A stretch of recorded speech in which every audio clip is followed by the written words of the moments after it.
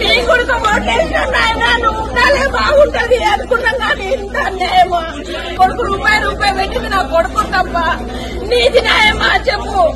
అవును, రెండుకున్న వాళ్ళకు టైం ఇయ్యా, సొంతం కట్టుకున్న వాళ్ళకు టైం ఇయ్యకు.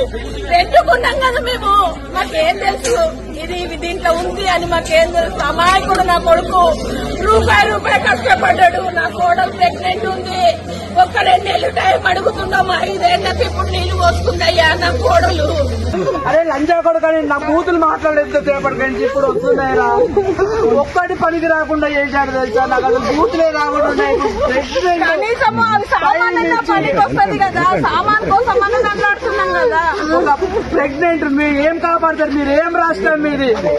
కాపాడడం కోసం చేస్తున్నారని అంటున్నారు. ఇది ప్రజల క్షేమం కోరేటోళ్ళు ఇంతనా? మమ్మల్ని ఇంత తగలబెట్టేయండి. ఒకరోజు ఎప్పటికైనా సచ్చేదే, ఎప్పటికైనా సచ్చేదే. ఒకరోజు ఇంకా తగలబెట్టేయండి నన్ను.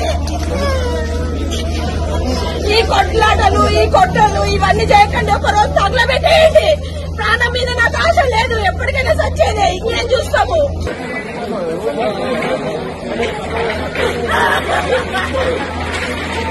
నా కొడుకు గురువులాగా దొరికిండు.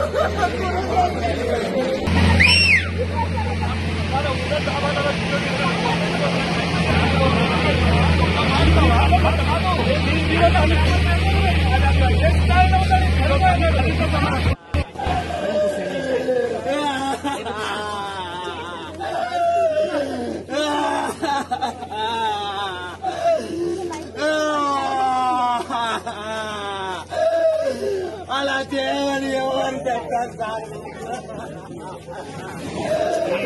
ఎక్కడి నుంచి ఎవరు సార్?